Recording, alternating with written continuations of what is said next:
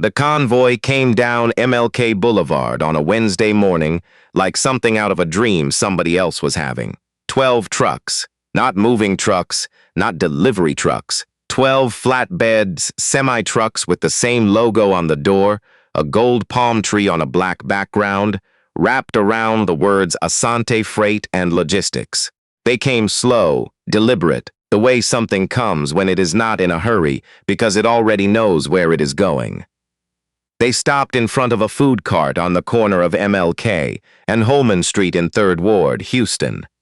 Not a restaurant, not a building, a food cart, a white trailer on wheels with a hand-painted sign in green and gold that said Blessings Kitchen, Suya, Jollof, Puff Puff.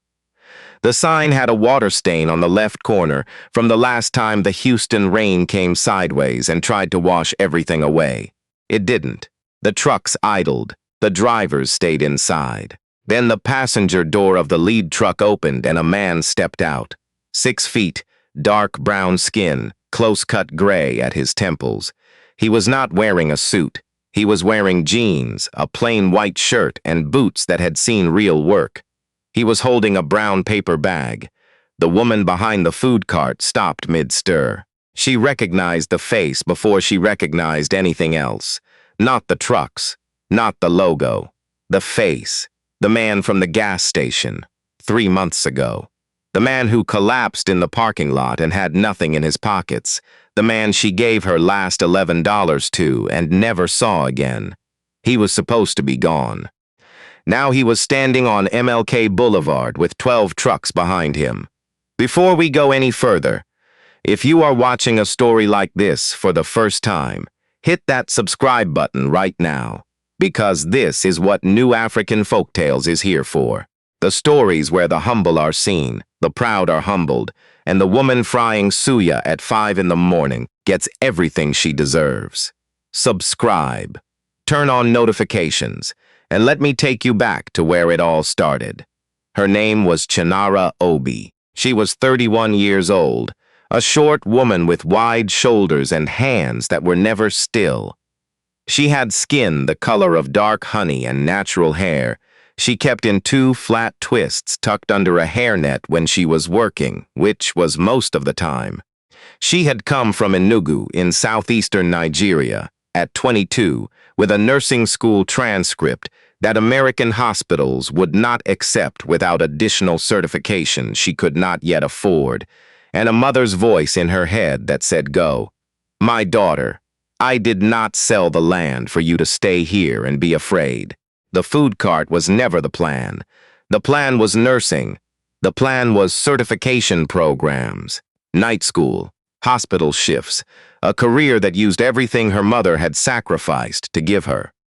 But certification programs cost money, and money required a job, and the only jobs available at 22 with no American work history were hotel housekeeping, warehouse sorting, and a night shift at a convenience store in Acres Homes that paid $9 an hour and smelled like old coffee.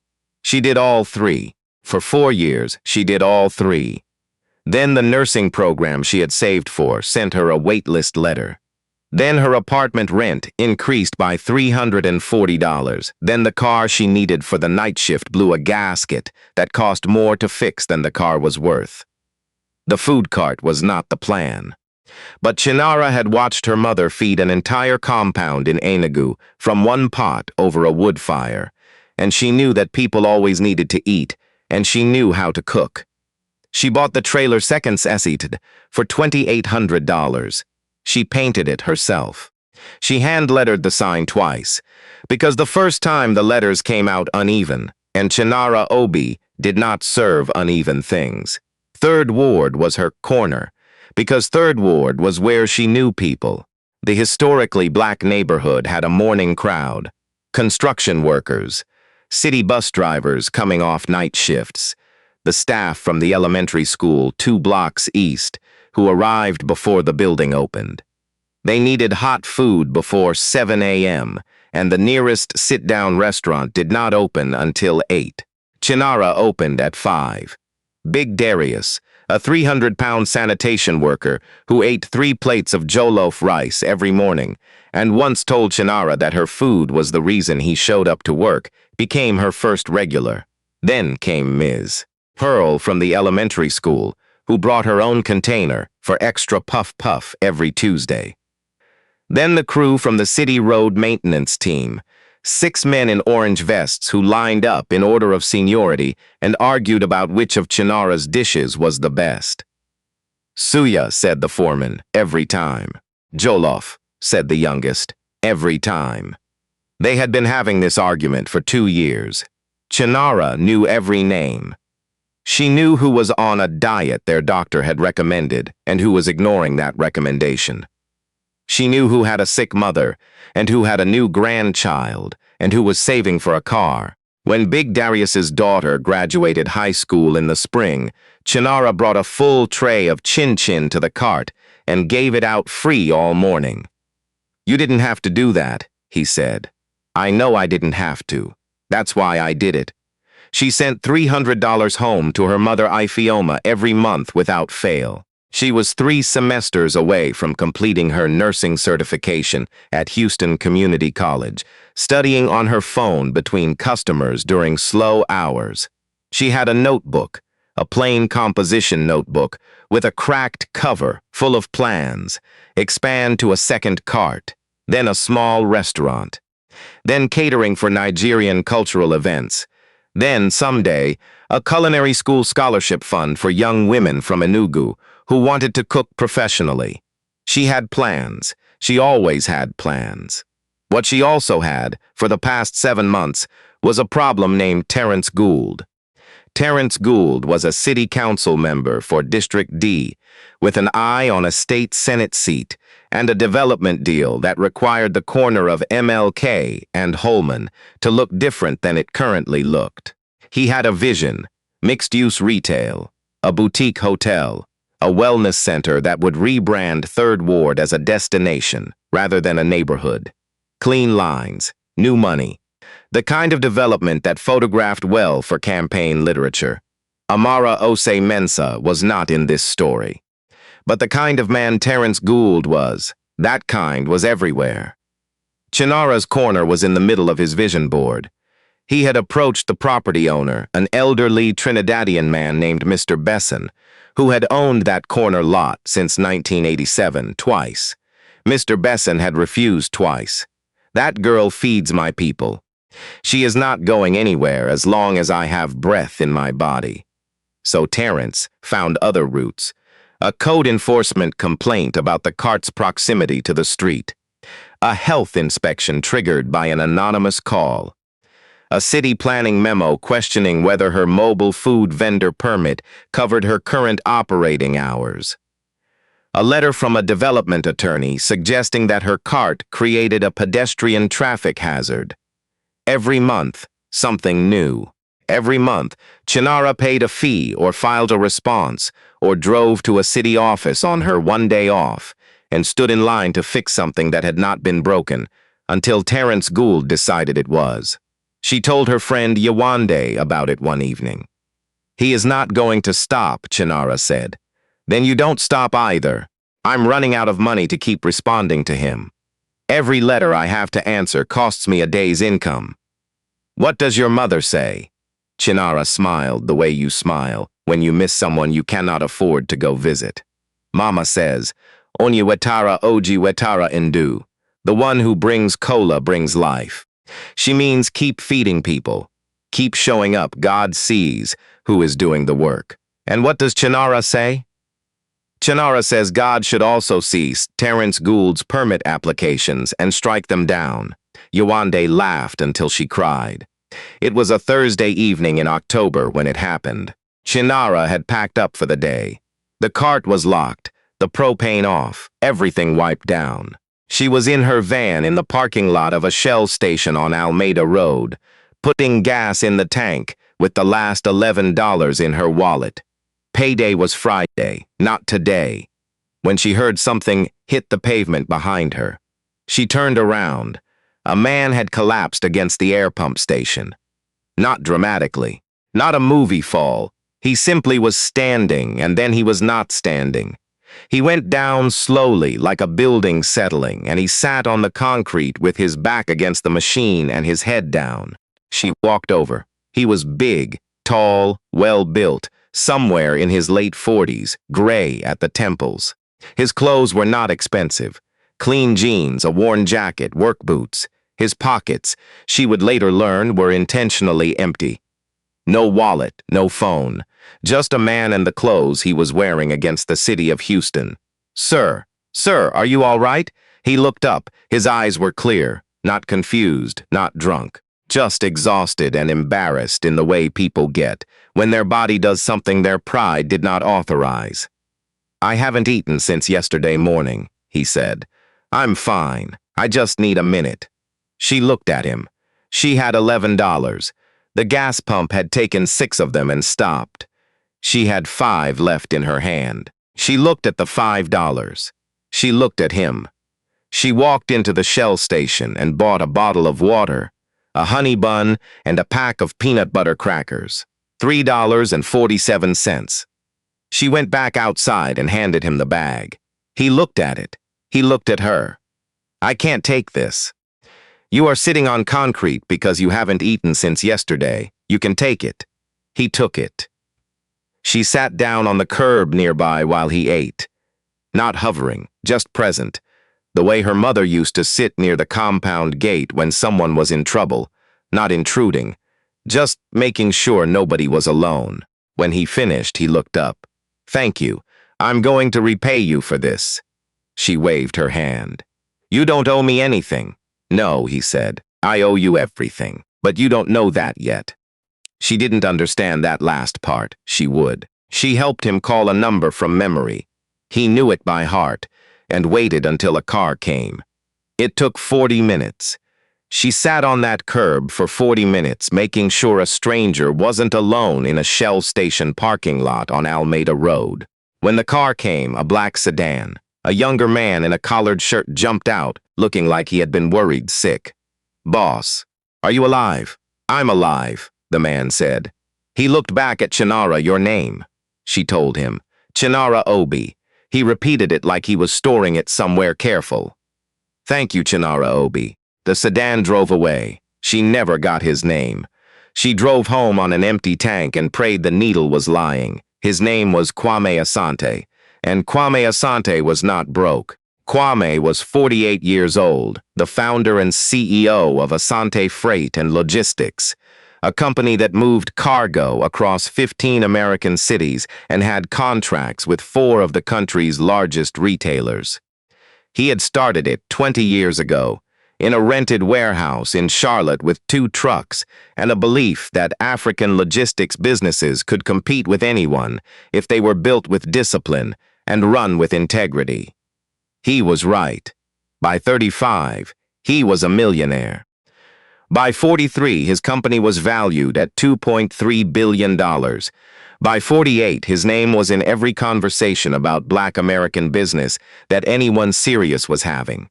He was also, by his own admission, the loneliest man in any room he entered. His father had died 3 years before.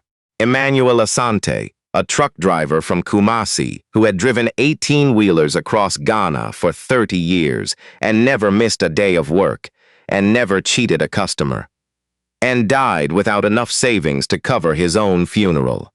Kwame had covered it. He had covered everything. He had flown his father's body home, buried him in Kumasi with full honors, paid for every mourner's meal, and then sat in an empty house in Charlotte and felt the particular kind of grief that comes when you realize you became everything your father hoped for, and your father is not here to see it. After Emmanuel died, Kwame started asking a question he had never had time to ask before. Who around me is actually here for me? The answer was smaller than $2.3 billion suggested it should be. 2 marriages had taught him this. His first wife left when the company grew faster than their relationship. His second wife, quieter and more patient, stayed 7 years and was genuinely kind until he discovered she had been directing consulting fees to a firm run by her brother. Unbeknownst to Kwame, For 4 of those years. She was not malicious. She was just someone who had learned that proximity to wealth was its own form of security, and she had secured herself. After the second divorce, Kwame built a wall so high his own driver, Jerome, complained. "Boss, you need to let somebody in. I have a company. A company doesn't sit with you when the power goes out. I have a generator." Jerome had looked at him. "You know what I mean." Then his mother called from Kumasi. Ama Asante, 71 years old, small woman, large voice, zero patience for foolishness. "Kwame, when did someone last do something kind for you without knowing who you are?" Silence. "I want you to find out. Take off the name. Put down the wallet. Go find out who sees the man, not the money." By morning, Kwame had a plan. Worn clothes, no wallet, no phone.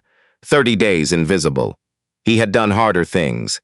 Jerome watched him leave the hotel and called Ama immediately. "Mama Asante, if he gets hurt out there, I'm holding you responsible." "Jerome, my son has forgotten that he is a person and not just a chief. People need to be reminded. Let him go." Day 18 of the experiment. A Shell station on Almeda Road in Houston. The $11, the honey bun, the 40 minutes on the curb. Kwame sat in the back of Jerome's car on the way back to the hotel and said nothing for a long time. She sat there, Jerome, on the curb. She didn't leave until the car came. Jerome drove. He had learned years ago that some moments required silence. "She has a food cart," Kwame said. "She told me." "On MLK, Nigerian food." Jerome nodded slowly. "Find her." Jerome found Chinara in 60 hours. He pulled the mobile food vendor permits filed with the city of Houston. He found the business license. Chinara Obi, Blessing's Kitchen, corner of MLK Boulevard and Holman Street, 3rd Ward. He ran the address. He found the complaint history. He brought it to Kwame. "Boss, it gets complicated. She's been dealing with code enforcement complaints for 7 months. All of them traceable to one development project. A city council member named Terrence Gould who has been using regulatory pressure to push her off her corner. She answered every complaint. She paid every fee. She kept showing up. How much in her account?" Jerome looked at the file. $14.60. "She gave you everything she had and went home on a gas tank running on fumes." Kwame closed the file. He stood at the window of his hotel room and looked at the Houston skyline. "Find everything on Terrence Gould. Every development filing, every campaign donor, every city contract he has touched." "What are you going to do?" "She sat on a concrete curb for 40 minutes to make sure I wasn't alone. A man is using city government to destroy her business. I'm going to make sure he can't. And then I'm going to send some trucks." Jerome grinned. "Now you sound like your father." Kwame did not move fast. He moved like Emmanuel Asante had driven. Steady, patient, eyes on the road. First, he needed to know if Chinara was real. Not just kind to a stranger in a crisis, but genuinely the person those 40 minutes suggested she was. He sent people to her cart. A young man with no money who said he'd left his wallet at home. Chinara fed him a full plate of jollof and sent him away with a bottle of water. "Come back when you have it, if you remember. If you forget, that's fine too." A woman with 2 small children who looked like she had been awake for 30 hours. Chinara took the children around to the side of the cart, sat them on a cooler, gave them puff-puff from the unsold morning batch, and packed the mother a container of suya and rice. "Don't apologize for needing to eat. You have enough to carry." An older man who spoke limited English and looked confused about the menu. Chinara spent 10 minutes with him, pointing at items, speaking slowly, and when she learned through gestures that he was Ghanaian, she switched to a halting twi she had picked up from a Ghanaian neighbor in her apartment building. The man's face changed completely. She couldn't say much. But she said enough. Jerome filed his reports. Each one the same conclusion. "She's real, boss. The most genuinely kind person I've watched in 20 years of watching people for you." Second, Kwame quietly investigated Terrence Gould. His team found what they expected. Gould had received $180,000 in campaign contributions from 3 development firms with active projects in District D. The complaint filings against Chinara's cart had originated from the same city office that processed Gould's development permits. The code enforcement officer who had filed 2 of the complaints had, 2 months later, received a city appointment that Gould had publicly endorsed. It was not subtle, it was just well-dressed. Third, Kwame called Mr. Besson. The old man answered on the second ring. "Mr. Besson, my name is Kwame Asante. I'm interested in the corner property on MLK and Holman." Another developer, Mr. Besson, said flat, "No, sir, I want to protect it." Long silence. "The woman with the food cart," Mr. Besson said. "Yes, sir." Another silence. Longer. "I'll sell it to you on one condition. That cart stays. That girl stays." Mr. Besson, "That girl is the only reason I'm buying it. Then we have a deal. But I want it in writing that she has the right to that corner as long as she wants it. In writing, sir. Notarized." Mr. Besson laughed. A short, dry, satisfied laugh. "Come sign the papers, and bring that girl a plate of something. She works too hard." The Wednesday morning the trucks came was also the morning Terrence Gould had arranged for a final inspection. He had spent 3 weeks engineering it, a combined health and zoning review that, if failed, would result in immediate suspension of Chinara's operating permit. He had the inspector. He had the paperwork. He had a statement prepared for the local news about the city's commitment to orderly development in historically underserved neighborhoods, which was the kind of sentence that meant something entirely different in private than it did in print. Chinara had been at the cart since 5 a.m. She didn't know about the inspection. She knew something was coming. Yawande's cousin, who worked in city planning, had sent a text that said, "Be careful this week. Something is moving," but she didn't know what or when. Big Darius showed up at 6:15. "Chinara, you all right? You look like you didn't sleep." "I slept," she said. "I just woke up thinking." "About what?" "About whether it's worth it to keep fighting." Big Darius set down his container. He was a 300-pound man who had cried exactly twice in his adult life, once when his mother died and once when his daughter was born. He looked like he might be approaching a 3rd time. "You want to know if it's worth it?" "Yes. You see that school up there?" He pointed toward the elementary school 2 blocks east. "My daughter went to that school. I walked her past your cart every morning from kindergarten to 5th grade. She used to ask you for Puff Puff, and you always said 1 is free, 2 costs a smile, 3 costs a story. You remember that?" Chinara remembered. "She's in college now. Pre-med. She told me last Christmas that she wants to work in community health, because she grew up seeing that a neighborhood takes care of itself when the people in it decide to. She said she learned that on this corner. She said she learned it from you. So yes. It is worth it. You don't even know all the things you've built here." Chinara looked at him. She started to respond. And then they heard it. Not a helicopter. Something lower, more sustained. A rumble that seemed to come from the end of the street and roll toward them like weather. Big Darius turned first. His mouth fell open. 12 trucks, coming slow down MLK Boulevard. Gold palm tree. Black background, Asante Freight and Logistics. The morning crowd went quiet. The city bus driver, who had been eating at the fold-out table, stopped chewing. Ms. Pearl from the elementary school, who had arrived early to beat the line, put her container down.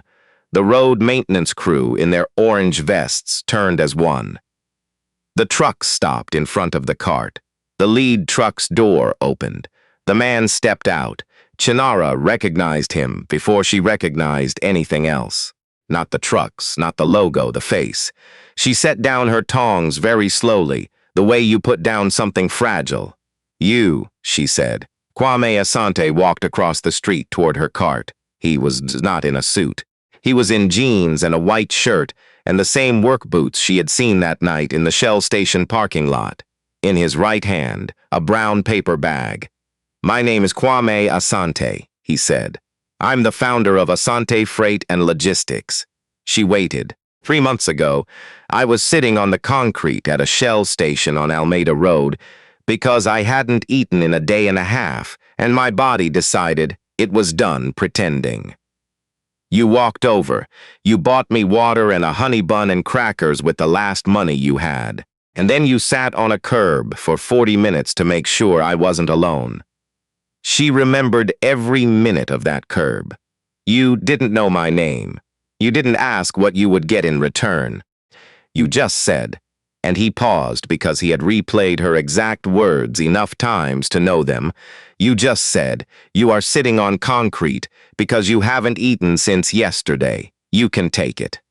He held out the brown paper bag. She opened it. Inside were the same things she had given him. A bottle of water, a honey bun, a pack of peanut butter crackers. "I owe you $11, he said, "and considerably more than that." Big Darius made a soundsnake that was not a word. Then Kwame turned. Terrence Gould had arrived at 8:10 with the inspector, and a man Chinara recognized as his development attorney. They had come expecting to find a food cart in violation. Instead, they found 12 trucks and a crowd and a man in work boots who turned toward them with the calm of someone who had been waiting. "Mr. Gould, I don't believe we've met. My name is Kwame Asante." Terrence Gould was a composed man. He was trained for situations. But he knew that name. Everyone in Houston development knew that name, Mr. Asante. "This is he gestured toward the cart. "This is a routine inspection. Nothing that should concern your operation." "I bought this property from Mr. Besson 6 weeks ago," Kwame said. "This cart has my full authorization to operate here. Permanently." Terrence recalibrated. "Fine. Property ownership is yours to establish." "But the code." Then he stopped, because Jerome had walked over and placed a folder on the folding table next to Chinara's stack of takeout containers. Kwame opened it. 7 months of complaint filings, he said, all originating from the same city office. The officer who filed 2 of them received a city appointment you endorsed 8 weeks later.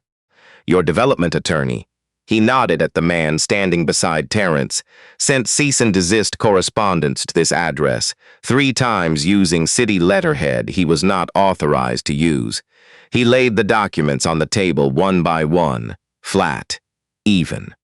I've shared copies with the Houston Chronicle, the city attorney's office, and the Texas Ethics Commission.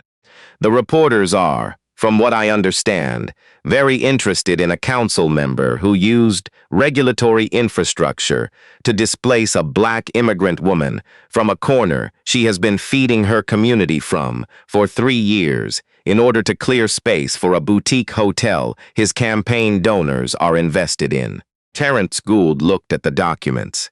He looked at the inspector, who had taken 2 steps back. He looked at the attorney, who was looking at his phone. He looked at Chinara. She was standing behind her cart, suya on the grill, puff-puff rising in the oil, tongs in her hand, eyes steady. She did not look like a woman who had been afraid. She looked like a woman who had been tired and was no longer tired. The inspector folded his clipboard under his arm and walked back to his car. Terrence Gould said nothing. He got into his car. He drove away from MLK and Holman Street and did not come back. Kwame turned to Chinara. "This corner is yours, permanently. I've filed the easement with the city. No one touches it." She looked at him, at the 12 trucks idling behind him, at Big Darius, who was crying and not even trying to hide it, at Ms. Pearl, who had her hand over her mouth, at the road maintenance crew in their orange vests standing in a line like they were at a ceremony. "You sent 12 trucks," she said. "My father drove trucks his whole life," Kwame said. "He always said the best way to make a point is to make it at full capacity." She laughed. The first real laugh she had laughed in 7 months. Then she turned to the grill. "Your suya is about to burn," she said. He looked. It was not burning. It was perfect. He looked back at her. She was already flipping it. He came back. Not in trucks, not with lawyers, not with documents. He came back on a Thursday morning in jeans and a plain shirt and ordered what Big Darius told him was the standard. A full plate of jollof with fried plantain on the side and a suya stick for good measure. First time ordering, she said, because he stood at the menu board for 3 minutes, reading every item carefully. First time properly ordering, he said. Then this plate is on me. First proper customers eat free. I can pay. I know you can pay. That's not why it's free. He ate at the fold-out table. He came back the next Thursday. And the one after that they talked. About Enugu and Kumasi. About fathers who worked with their hands and never took a sick day. About loneliness that looks like success from the outside. About what it means to build something in a country that did not build you. She asked him once why he had never told her who he was that night on the curb. Because I needed to know who you were first, he said, without the trucks. And now that you know? He looked at her across the fold-out table with the lopsided leg and the tablecloth she had cut from a piece of Ankara fabric she found at a Nigerian fabric store on Bissonnet. Now I know you are the person who sits on a concrete curb for 40 minutes for a stranger, and who feeds a man who tried to destroy you without asking him to apologize first, and who has a cracked composition notebook in her van full of plans that are better than most business proposals I've seen from people with MBAs. She was quiet. He had seen the notebook by accident, 3 weeks in. She had dropped it getting out of the van, and he had picked it up and handed it back, and she had not realized he had seen the pages. You saw inside it. 2 pages. The catering business. The scholarship fund. She looked at him. He didn't look away. I want to help you build it, he said. Not as a donor, as a partner. Your knowledge, your community, your plans, my logistics network, my capital, my contacts. You don't have to say yes, but I'm asking. She looked down at the Ankara tablecloth. Why? Because my father used to say, and he paused, he used to say that wealth is not what you have. It is what you make possible for other people to have. I have spent 20 years building something worth billions. I have not spent enough time making things possible. She looked at him for a long time. The suya was done. She could smell it. She got up and flipped it. She came back and sat down. Yes, she said. He exhaled, like he hadn't been sure until that moment. But I run the catering side, she said. You don't touch the recipes, I wouldn't dare. And I keep the cart, obviously. And you are trying my Nigerian pepper soup before we sign anything, because if you can't handle it, I need to know before we go into business together. He smiled. The smile Jerome said looked like Emmanuel Asante's smile, the one he made when he was exactly where he wanted to be. Bring the pepper soup. Terrence Gould's development deal collapsed 4 months later. The Ethics Commission investigation became public. 2 of his campaign donors withdrew. A second small business owner on MLK, a Haitian woman who ran a braiding salon, came forward with a similar story of coordinated code enforcement. Then a third. The boutique hotel project was pulled from the development calendar. The city council opened a formal review. Terrence Gould did not run for state senate. Kwame connected Chinara with a business attorney who restructured Blessing's Kitchen as an LLC. He introduced her to a Jamaican caterer in Houston who had built a $4 million catering operation from a home kitchen and was willing to mentor anyone who had the discipline to show up. Chinara showed up. She enrolled in a catering certification program. She hired her first employee, Yawande's youngest sister, 19 years old, and studying culinary arts at Houston Community College, and trained her on every recipe from memory. She sent $600 home to Ifioma instead of $300. When Ifioma called to ask why, Chinara said things are moving, Mama. Ifioma was quiet for a moment. Then she said, Onyi witara oji witara ndu. Yes, Mama. The one who keeps bringing keeps living. The moment that made it to the internet was not the trucks. It was something smaller. A customer had filmed Chinara on a slow Tuesday morning in February. The cart was quiet. A man in his 20s had come up and asked for a plate and then stood at the counter a long time before he said, quietly, that he didn't actually have the money, and he was sorry to waste her time. Chinara had filled a full container, added extra plantain, sealed it, and slid it across the counter. The young man looked at it. "Are you sure?" she said. "My mama always told me the one who brings cola brings life. You came to my cart. That means something. Eat." The video was 43 seconds long. It had 4 million views in 2 days. The comments were a river. She gave a stranger food and did not make him feel small for needing it. "This is the whole thing. This is everything. My grandmother fed the whole village from her compound in Accra. She never had much. She never stopped. This woman is her. I drove across Houston to find this cart. I stood in line for 45 minutes, worth every second." Kwame saw the video and called Jerome. "Jerome, have you seen this? I sent it to you this morning, boss. She's going to need a bigger cart." "Kwame, she already told Big Darius she doesn't want a bigger cart. What did she say she wanted?" Jerome checked his notes from the previous Thursday. "She said she wants a second location in Acres Homes, and the scholarship fund running before the end of the year." Kwame looked at the video again. 43 seconds, 4 million views. "Then let's get her both." They did not rush anything between them. They let it grow the way things grow when the soil is right. Slowly, without forcing it, each Thursday, adding something that the Thursday before had not had. She learned he still drove sometimes, not because he had to, but because his father had taught him that a man who cannot do the work himself should not be in charge of people who do. On some mornings before the trucks were loaded, Kwame drove the lead vehicle through the Houston highway system just to remember what Emmanuel had done for 30 years. He learned she still studied. Her nursing certification binder lived under the front seat of her van. 2 semesters left. She studied on her phone between customers and on paper at her kitchen table after the cart was cleaned and the propane was off. She had not given it up. She had just made more room. One evening they were closing the cart together. He had started helping with the end of day, cleaning the way her father, she said, used to help her mother rinse the pots before the compound went to sleep. And she stopped with a rag in her hand and looked at him. "Why did you really come back with 12 trucks?" she said. "You could have sent 1 truck. You could have sent a lawyer. You could have sent a check.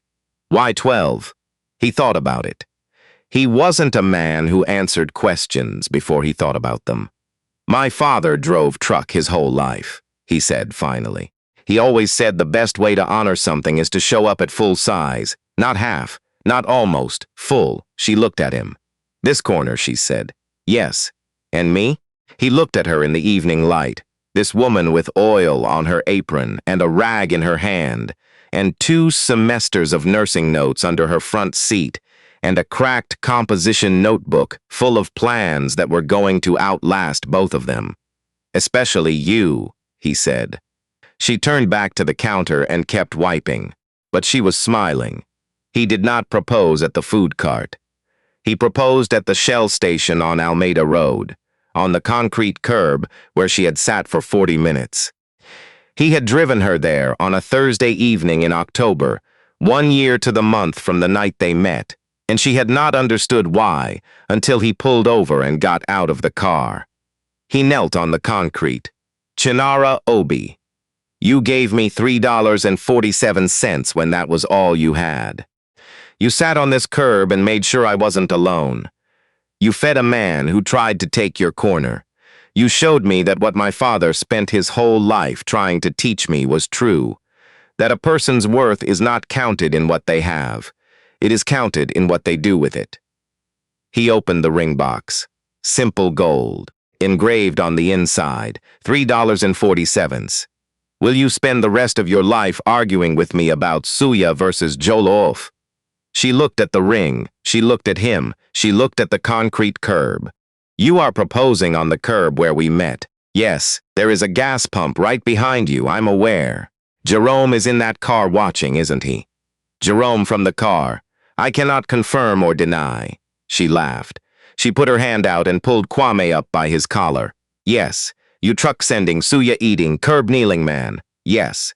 Jerome got out of the car and cheered. He had been waiting for this for 6 months and had told Ama Asante so in a phone call that same morning. Mama Asante, I think today is the day. Ama had said good. Tell him to do it on the curb.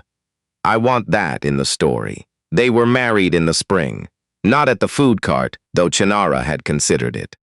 They were married at a park, 3 blocks from MLK and Holman, a small green space with oak trees that Third Ward residents had maintained themselves for decades because the city never got around to it. Chinara's catering team, Yawande's sister, and 2 women from the culinary program handled the food. Jollof rice, fried plantain, suya, egusi soup, puff puff and chin chin that Ms. Pearl said was the best she had eaten since her mother's. Big Darius walked Chinara down the grass aisle in a suit that he had pressed the night before and pressed again that morning because the first pressing wasn't good enough. He cried. He had been expecting to. He had warned his daughter on the phone the night before that he was going to cry, and he was not going to apologize for it. Ifeoma watched on video call from Enugu. New curtains in the window behind her, bought with the extra 300 Chinara had been sending home. She held her phone with both hands. Mama, can you see? I see you, my daughter. You are beautiful. I'm getting married at a park 3 blocks from my food cart. You are getting married on the ground where you decided not to quit. There is no church more holy than that.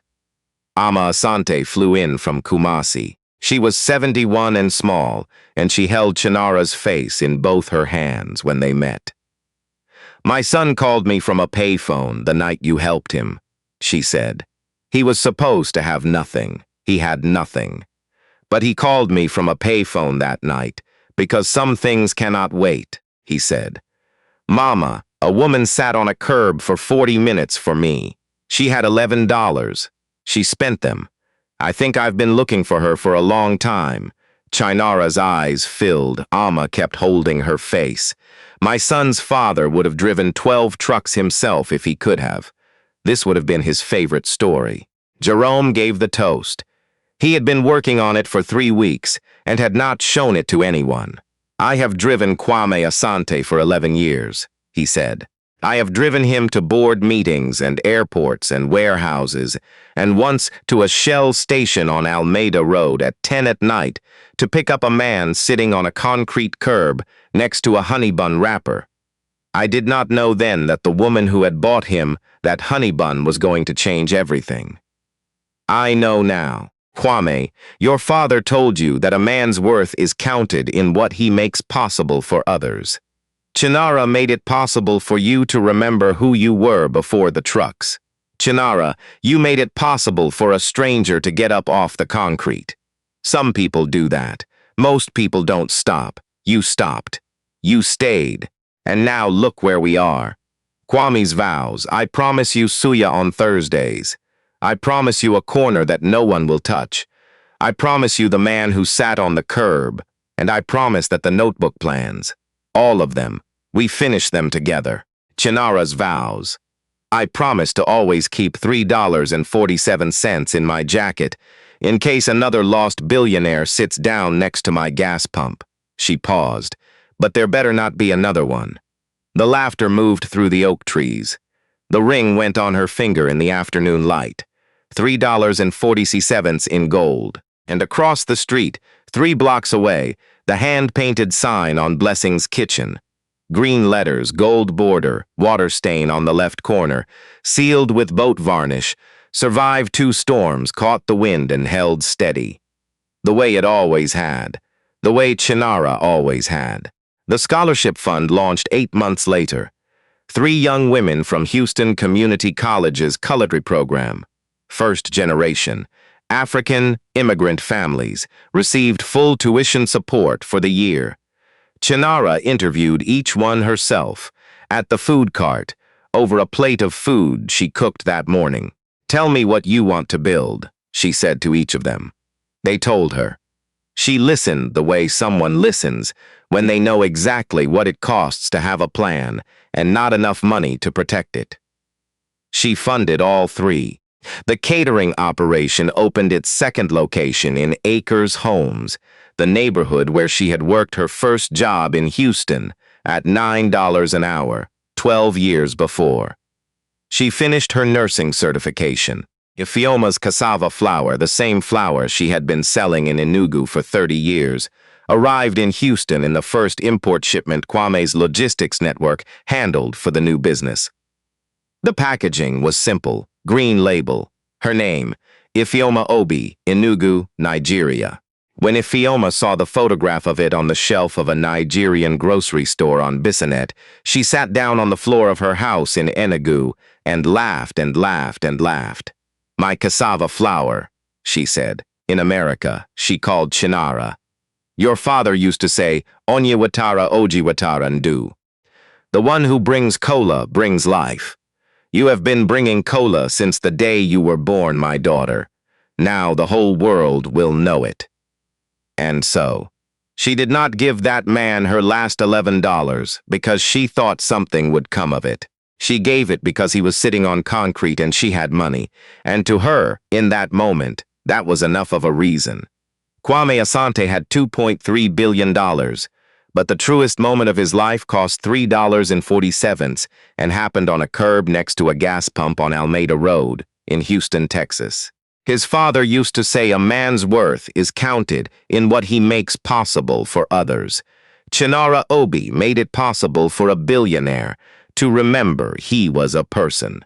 She made it possible for a neighborhood to keep its corner. She made it possible for 3 young women to keep their plans. She made it possible for her mother's flour to travel across an ocean and sit on a shelf in America. All of that from $11.40 on a concrete curb. Now tell us, would you have stopped? Would you have sat down and waited with a stranger until the car came? Be honest. Drop your answer in the comments and tell us where you are watching from tonight. Houston, Kumasi, Enugu, Kingston, London, Nairobi, Toronto. Wherever you are, we see you. And if this story moved something in you, hit that subscribe button so you never miss another one from New African Folktales. We will see you in the next story.